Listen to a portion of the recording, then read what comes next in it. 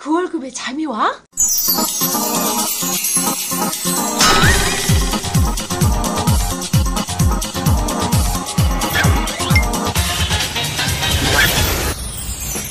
그 월급의 잠이와는 월급이 전부인 2천만 월급쟁이들의 불면증을 해소하는 방송입니다.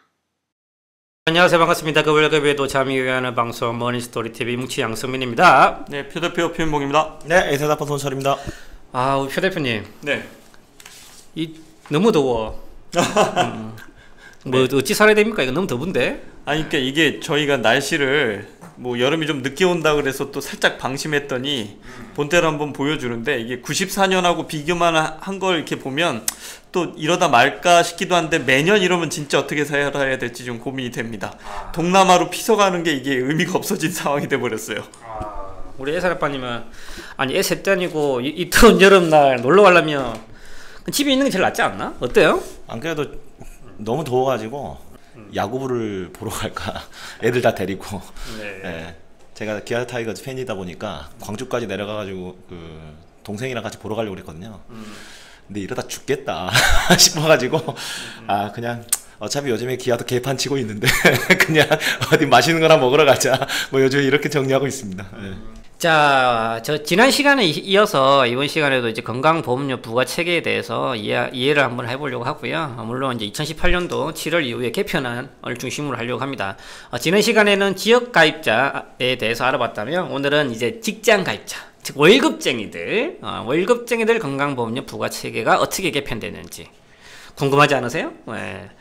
뭐 좋은 측면도 이제 보면, 지역 가입자는 좀 완화되는 게 있었다 하면 직장 가입자는 좀 빡세, 좀 상대적으로 불리한 개편이 좀 있는 것 같아요. 이제 물론 이제 보는 시각에 따라 달라지겠지만 전체 큰 틀에서는 형평성이 많이 감안이 된 것 같습니다. 그래서 오늘은 우리 직장 가입자 월급쟁이들 건강보험료 부과 체계 관련돼서 어떤 부분이 크게 변화되는지 살펴보도록 하겠습니다.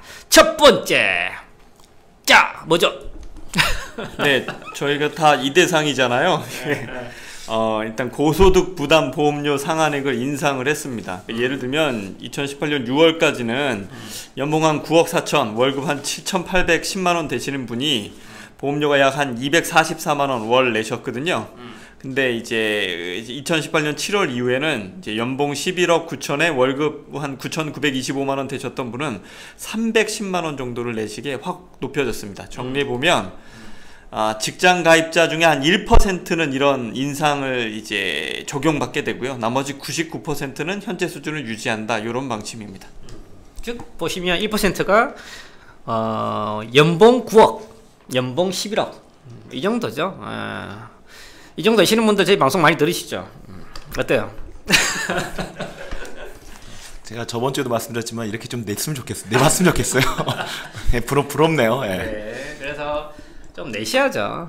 자, 이런 좀 많이 내시는 분들, 상위 1% 직장 가입자들은 상한액이 인상됐다. 자, 두 번째, 자 월급의 소득에 대해서 추가 건보료 부담이 늘어났다는 건데, 이거는 조금 해당되시는 분도 있을 수도 있겠어요. 자, 무슨 내용입니까? 뭐 기존에는 이거 그렇게 크게 많이 신경은 안 쓰셨을 거예요. 그래서 직장인들이 이제 건강보험료 내는데 큰 부담이 없으셨을 텐데, 이제 좀 신경 쓰셔야 되는 상황이 됐고요. 얘기는 이런 겁니다. 2018년 6월까지는 급여 외의 소득이 연 7,200만 원 이상인 경우에 이제 건보료 부담이 높아지게 됐었는데, 이제 2018년 7월부터는 급여 외 소득이 연 3,400만 원 이하, 그러니까 뭐 절반 이상으로 줄었죠. 그러니까 3,400만 원 이상만 되더라도 건강보험료를 추가 부담하는 그림이 이제 진행이 됐고요. 요것도 이제 2018년 7월부터는 그런데 2022년 이후에는 연간 보수의 소득이 2천만 원 이상만 돼도 건보료를 추가로 부담하는 거죠. 예.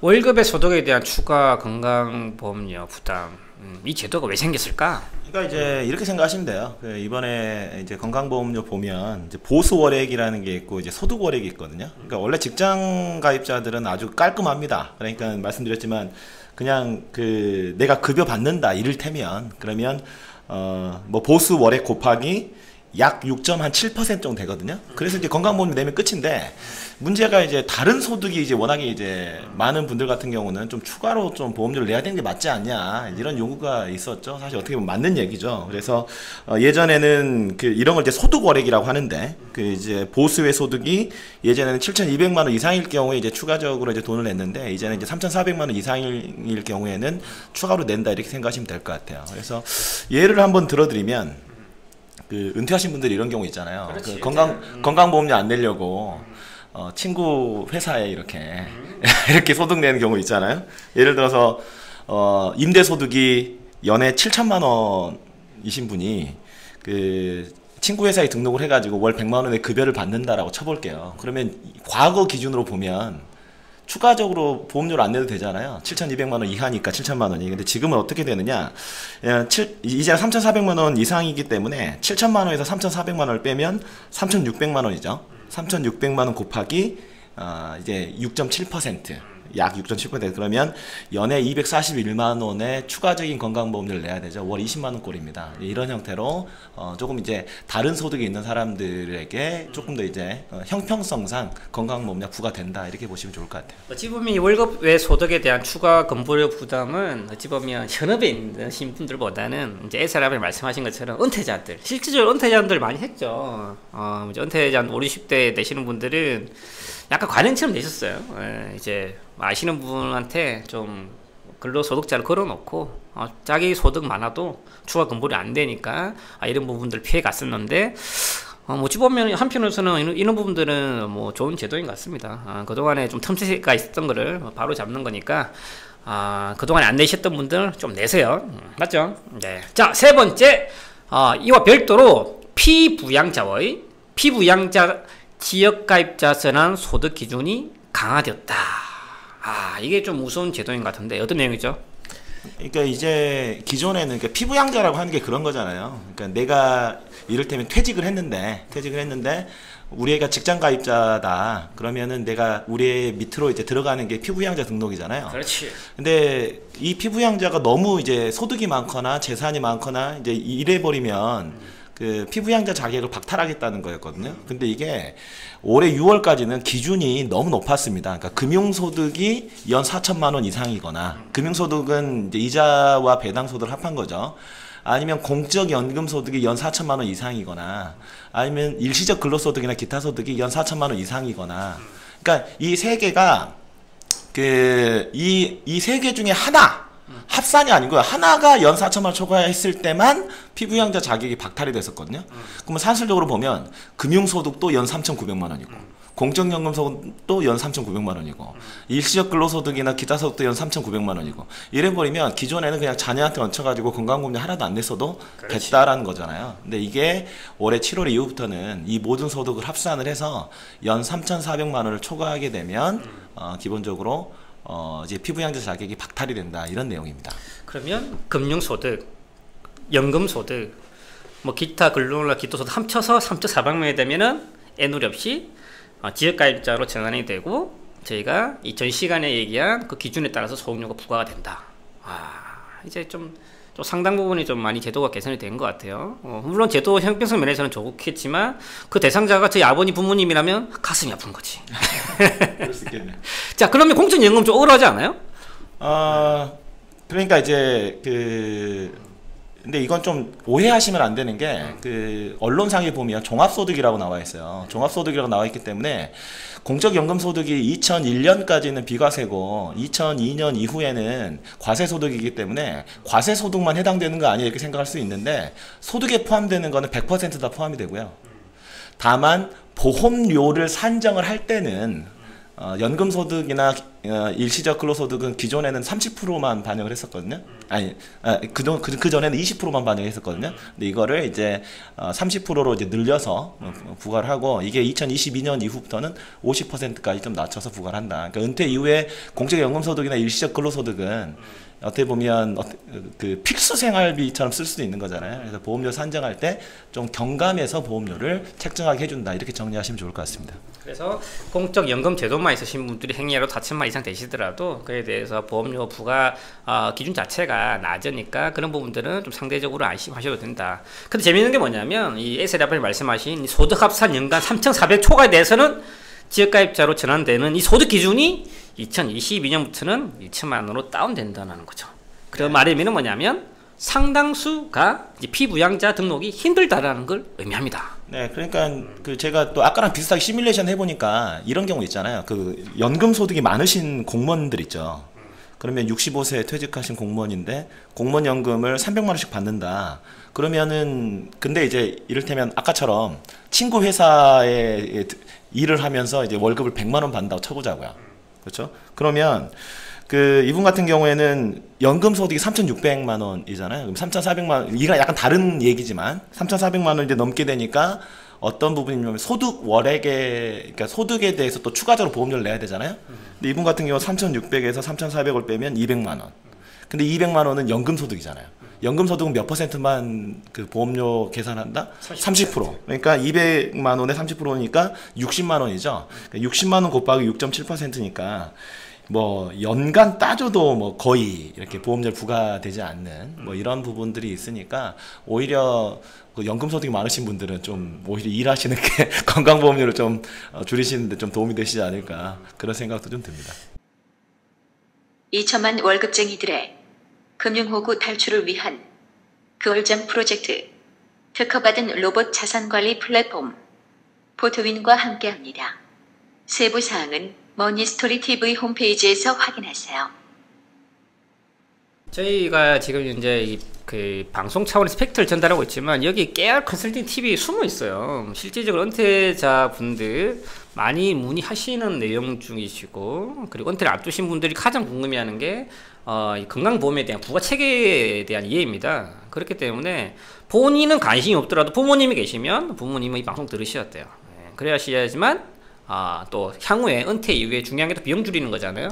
그래서 이런 부분은 또 어찌 보면 정당한 그 납세에 대한 의무도 있지만 또 그러니까 이런 비용적인 부분은 실세 차원에서라도 반드시 이해할 필요가 있다.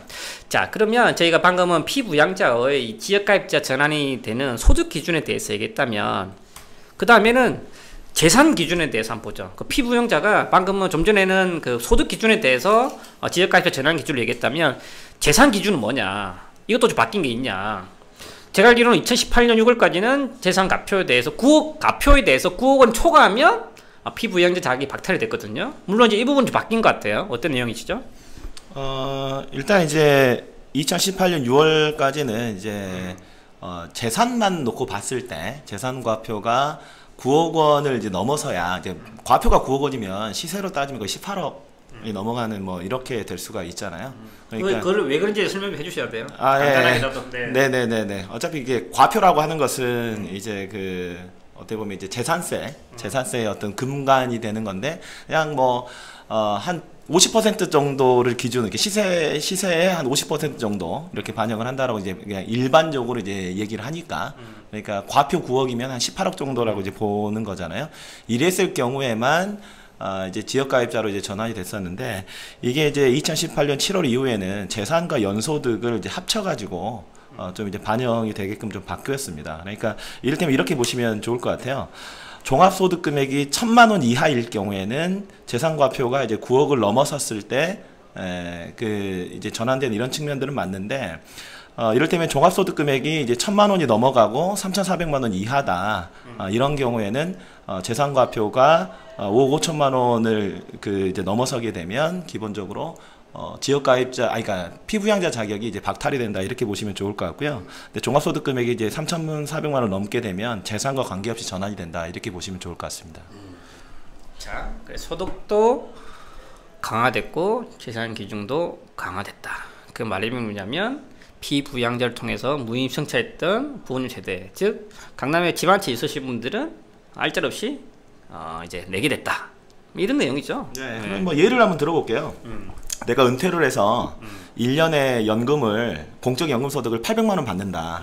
근데 아까 이러면 1,000만 원 이하일 경우에는 과표가 9억을 넘어설 때만 이제 피부양자 등록이 박탈이 된다 그랬잖아요. 그러니까 이제 과표가 9억 이하이게 되면 이제 피부양자 등록이 가능하고요. 근데 연금소득이 1,500만 원이다. 이러면은 1,000만 원 이상 3,400만 원 이하지 않습니까? 이럴 경우에는 과표가 5억 4천만 원 이하일 경우에 피부양자 등록이 가능하고, 근데 연금소득이 3,600만 원 넘어선다. 이렇게 될 경우, 그러니까 3,600만 원이다. 그러면 3,400만 원 넘어서잖아요. 이럴 경우에는 재산과 관계없이 피부양자 자격이 박탈된다. 이렇게 보시면 좋을 것 같습니다. 그 하나 더 예를 들어 볼게요. 이제 실질적인 이제 예를 들면 부모님이 계셔. 서울에 사는 집 하나 계시는 거고 공무원 생활 하셨던 분이시죠. 그리고 자녀는 직장인이시고 이분이 은퇴하시면서 자녀한테 피부양자로 등록해 놓은 상태예요. 근데 이 부모님은 한 대략적으로 통장에 한 1,900만 원 정도가 있고, 그리고 재산은 한 11억 정도가 되시는 거예요. 그리고 이분은 생활이 어떻게 사는지 생활해 보니까 은퇴 이후에 이는 공무원 연금, 이는 사학연금을 통해서 한 300만 이상 받으시던 거죠. 실질적으로 지금 은퇴하신 분들, 그 연금 받으시는 분이 이 정도 받으시죠. 이런 높은 수준의 연금을 받아서 그 충분히 이제 풍족한 생활을 하시고 있으신 거죠. 근데 이제 대부분 직장에 다니는 자녀를 피부양자로 등록해 놓으면 건강보험료를 하나도 안 냈다는 거죠. 예. 근데 반면에 또 불행한 게 뭐냐면 자식이 없는 직장인들 있잖아요. 직장인 자식이 없는 이 은퇴자 같은 경우는 이 소득이 없어도 재산이 조금만 있으면 건강보험료 내야 된다는 거죠. 얼마나 불합리해요. 근데 이런 부분들이 7월달 2018년 7월 2월부터는 연소득이 3,400 이상이 되시면 무조건 지역가입자로 분류돼서 건강보험료를 내게 된다. 이렇게 이해하시면 괜찮으시겠죠. 그래서 상당 부분은 많은 부분들은 이제 그 피부양자 등록 요건이 많이 강화됐다. 이렇게 이해하시면 좋으실 것 같습니다. 또 하나의 팁을 드리면 이런 경우들이 있어요. 그러니까는 한 1년 이상 직장에 다니신 거죠. 퇴직하셨던 분들이. 그러면 퇴직하시고 나서 이제 직장에 다니게 되면 월 소득이 높지는 않잖아요. 근데 그러면은 이를테면 뭐 한 100만 원 받았다. 그러면 아까 말씀드렸지만 월 100만 원 곱하기 뭐 6.7% 정도 이제 건강보험료를 내신 어떤 그런 측면들이 있잖아요. 근데 이럴 경우에 갑자기 이렇게 이제 그 직장을 이제 그만두게 되면 재산이 있거나 뭐 이럴 경우에는 이제 피부양자 자격이 이제 그러니까 그러니까 직장 가입자에서 지역 가입자로 전환이 일단 되잖아요. 근데 피부양자로 등록도 안 된다. 그러면 갑자기 이제 건강보험료가 많이 나올 수 있거든요. 이럴 경우에는 1년 이상 직전 회사를 다녔다. 이런 분들이 활용할 수 있는 제도가 임의 계속 가입 제도입니다. 이럴 경우에는 본인이 기존에 냈던 건강보험료만 3년 정도 낼 수가 있거든요. 근데 이거는 2달 안에 신청을 해야 퇴직하신 지 2달 안에 신청을 해야 되는데 건강보험료에서 아예 통지가 날아와요. 당신은 임의계속 가입이 훨씬 더 좋으니까 이대로 해라라고 날아오는데 그걸 제대로 근데 이걸 신청하지 않으면은 그렇지. 이걸 절대 해주지 않거든요. 그러니까 혹시나 1년 이상 직장에 다니다가 이렇게 다시 지역가입자로 전환되신 분들 같은 경우는 건강보험공단에 문의를 하셔가지고 임의계속 가입이 유리한지 그렇지 않은지를 반드시 체크를 해보시는 것이 향후 3년 정도는 보험료를 아낄 수 있는 방법이다. 이렇게 정리하시면 좋을 것 같아요. 그 50% 정도 절감이죠. 그 임의가입자 그거는 이제 뭐 이제 재산 수준에 따라서 좀 차이가 있겠죠. 근데 임의계속 가입이 뭐 단돈 10,000원이라도 더 아낄 수 있다면 당연히 그렇게 해야 되지 않겠습니까? 그렇죠. 이게 돈 벌어주는 거지. 야, 요즘처럼 이게 수익 내기 쉽지 않은 환경에서 참 그 정도 비용 아끼면 3년이면 꽤 되겠다. 감사합니다. 자, 그리고 이런 피부양자의 범위가 축소되었다고 하는데 어떤 내용입니까? 네, 기존에는 형제 자매까지 피부양자로 인정이 가능했거든요. 근데 2018년 7월 이후에는 형제 자매의 경우에는 소득에 상관없이 아예 피부양자 등록이 불가하다는 기준이고요. 뭐 예외 조항은 있습니다. 그 형제 자매가 65세 이상이거나 30세 미만이거나 장애인 등이면 저희가 조금 전에 얘기했던 소득 재산 기준을 충족할 경우에는 피부양자로 인정해준다. 예외 규정은 있으나 보편적으로는 이제 형제자매는 안 된다. 이렇게 이해하시면 될 것 같습니다. 야, 지금 어찌 보면 기존에 우리 은퇴자분들이 피부양자 써먹던 방법 다 막아놨네. 그래도 구멍이 좀 있죠. 있지 않아요? 구멍이? 그런데 이제 뭐 구멍이라고 할까지는 없겠지만 제가 볼 때는 그 좀 여러 가지 팁들이 좀 있을 것 같아요. 저번 주에 설명드렸던 것처럼 피부양자 그러니까 다 이제 알려주지 마. 다 다 알려주시죠. 네. 네. 그러니까 어떻게 보면 이제 소득에 대한 것도 한번 체크를 해보시고 재산에 대한 것도 체크를 해보시고 그다음에 난 만약에 이제 자녀에게 피부 양조를 할 때 뭐 직장이 있는 애한테 어떻게 하면 이제 올릴 수 있는지 뭐 이런 여러 가지 팁들이 있죠. 합법적인 차원에서 합법적인 차원에서 할 수 있으면 그런 것들을 좀 해서 건강보험 좀 줄일 수 있으면 줄이는 게 낫겠죠. 맞아요. 저희가 건강보험 관련돼서는 뭐 지난 시간뿐만 아니라 이전에도 여러 차례 방송한 게 있으니까 그런 지난 방송들을 재청시해 보신다면 거기서 본인한테 맞는 팁이 아마 있을 테니까 그 부분 꼭 염두에 두시면 좋으실 것 같습니다. 자 오늘은 지난 시간에 이어서 그 국민 건강보험료 부가체계 2018년 7월부터 개편안에 대해서 제가 얘기 나눠봤습니다. 물론 이게 좀 팩트를 가지고 얘기하다 보니까 조금 좀 지루한 부분 좀 있죠. 우리 아이스 아빠님이나 표 대표님 너무 지루하신 것 같은데? 지루한 게 아니라 어렵다 이런 생각 듭니다. 예. 네, 그래서 일반 직장인분들이 이런 시간 아니면 솔직히 이거에 대해서 듣거나 공부할 시간이 없어요. 그래서 이제 본인한테 좀 맞지 않고 좀 어려운 내용이더라도 한 번은 들으셔야 돼요. 한 번은 들으시고 그리고 모르는 내용은 반복 청취하시고 그리고 부모님들한테도 알려주시면 이런 부분을 통해서 상당 부분 세이브 측면 절세가 되는 부분이 있다 이렇게 생각을 합니다. 마지막으로 하실 얘기 있으신가요? 사실은 그 건강보험 관련돼서 개편되면서 너무나 많은 문의 전화가 그 건강보험공단에 왔다 그러더라고요. 네. 제가 거기 이제 담당자분하고 통화도 좀 하고 그랬었는데 그만큼 사실은 지역가입자나 아니면 퇴직하시는 분들의 관심 중에 하나다 이렇게 보고요. 근데 건강보험공단에 계시는 이제 공무원분이 하셨던 말씀이 좀 기억이 나는데 상담하거나 컨설팅 하실 때 너무 건강보험료를 줄이는 형태로는 하지 않았으면 좋겠다 이런 얘기들을 하시거든요. 그러니까 사실은 이제 정정당당하게 낼 건 내고 다만 합법적인 테두리 내에서 줄일 수 있는 건 줄이자 이렇게 말씀드리겠습니다. 이게 안 내던 걸 내시게 되니까 그거에 대한 반감이 좀 있으실 수 있는데 제자리 찾아간다 생각하고 피할 수 없으면 즐기시진 않더라도 크게 스트레스 안 받으시는 것도 방법이라는 생각도 듭니다. 그래요. 맞아요. 간단히 한번 정리하면 이렇죠. 마지막으로 정리 한번 해드릴게요. 이제 달라지는 기준은 뭐냐면 서민들은 좀 낮추고 충분한 소득과 재산이 있는 피부양자는 보험료를 좀 내도록 하자. 그리고 그동안 직장인 자녀, 형제, 자매들한테 피부양자를 등록해놓고 건보료 한 개도 안 냈다라면 좀 고소득자들은 좀 내자. 그리고 그동안에 돈도 없는데 전세집이라든지 좀 직권이 많은 자동차 하나 가지고 있다는 이유로 건보료를 냈던 지역가입자들은 좀 부담을 줄여주자. 그리고 월급보다 좀 많다, 배당, 임대소득이 많다 이런 직장가입자들은 좀 더 내라. 어찌 보면 전반적으로 형평성을 더 강화하는 부가체계인 것 같습니다. 자, 추가적으로 궁금하신 부분들 아니면 나는 조금이라도 이에 대해서 좀 더 알아보고 싶다 아니면 좀 더 줄여보고 싶다 라고 그런 부분들 궁금하신 부분 되시다면 그벌잠 카톡 아이디 검색 또는 머니스토리 TV 홈페이지 들어오셔서 메모 남겨주시면 저희 캐스트 분들 통해서 틈틈이 답변 드릴 수 있도록 하겠습니다. 네, 감사합니다. 네, 감사합니다. 네, 감사합니다.